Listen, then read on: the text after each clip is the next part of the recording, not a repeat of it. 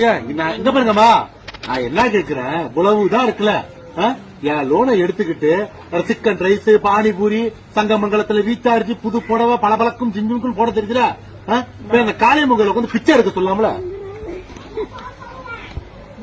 இல்ல வேணாம், என்ன கேக்குறேன், இவ்வளவு பிரச்சனை ஆயிட்டுல, அதை சரி பண்ணி கொடுத்துக்கு எவ்வளவு ஒரு ரிஸ்க் எடுத்து நான் பண்ணி கொடுத்தேன். காதுங்காது வச்ச மாதிரி இந்த பணத்தை கட்டி தொலைஞ்சிருந்தா சிவனேன்னு வாரம் 600 கௌரவமா கட்டிட்டு போயிருக்கலாமா? ஓடுறது ஜோடி பண்ணிட்டு ஓடுறது விளையாடுறது கூட்டணி, ஓபிஎஸ் இபிஎஸ் கூட்டணி